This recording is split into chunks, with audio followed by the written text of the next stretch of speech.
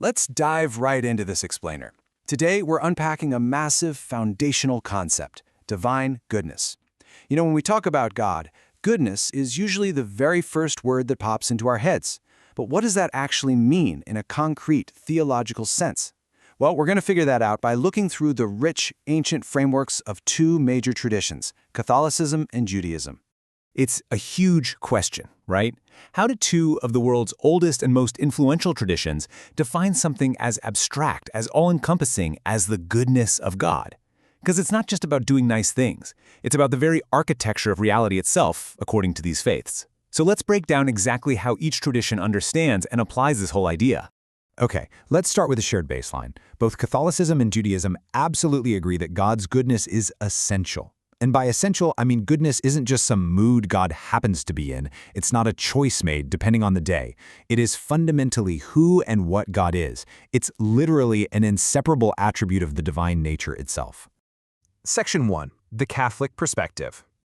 So, in Catholicism, God isn't just good in some passing, descriptive way. No, God is the ultimate good. Every single other good thing you experience, it's just a reflection of that ultimate source. Plus, God is the literal cause of goodness in everything and everyone else. Think of it like a giant, brilliant light source in a dark room. It is light itself, and it causes everything else in the room to be illuminated.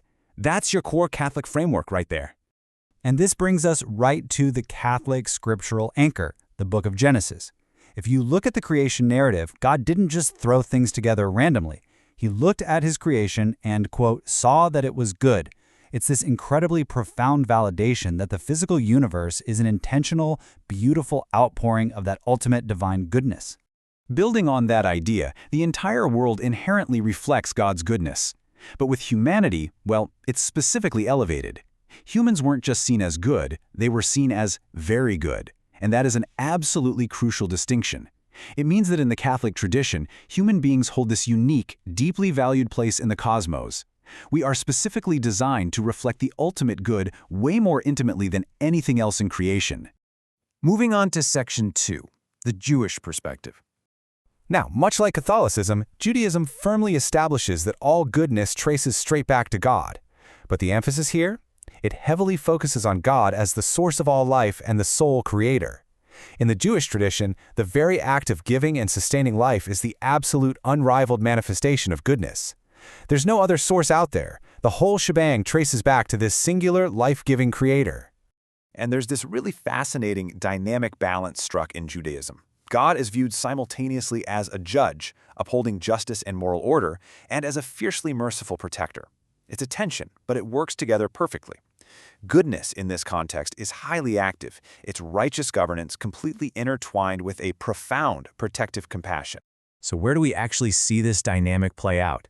We see this distinct combo of divine care, protection, and goodness vividly demonstrated in the scriptural story of Exodus. This isn't just some abstract philosophical theory. It's a historical, foundational narrative where God actively intervenes to rescue his people. The Exodus is basically the ultimate proof of concept for Jewish divine goodness, a God who sees suffering, judges the oppressor, and mercifully liberates the oppressed. Section 3. A side-by-side comparison. When we actually place these two traditions side by side, we clearly see their shared roots, but we also see their distinct theological lenses. On the Catholic side, God is the cause, the ultimate standard of what is good. Meanwhile, over on the Jewish side, God is the sole creator and source of life, who operates as a merciful judge, constantly actively involved in the ongoing care of creation. And these distinct lenses? They perfectly reflect their scriptural anchors. Catholicism heavily emphasizes the inherent goodness of creation itself, looking at the physical world in Genesis and seeing that it was good. Judaism, while obviously also honoring creation, really highlights that active historical protection and care, specifically through the powerful narrative of the Exodus. Finally, Section 4. The Value of Creation. Okay, so despite those nuanced lenses we just talked about, both traditions definitively agree on some core truths. The physical world, it's not a random accident. Its very existence and nature are direct reflections of divine goodness. The goodness we see all around us, whether that's in nature or in each other, all of it comes directly from God. It serves to visibly showcase that essential divine nature to us every single day. So, understanding these ancient frameworks leaves us with a truly vital question. If both major traditions teach that the world, and especially humanity, is inherently very good, caused by the ultimate good and entirely worthy of active, merciful protection, well, how does that alter the way we operate? How does that change how you, personally, recognize and treat the inherent goodness in the people and the environment around you right now? Think about it.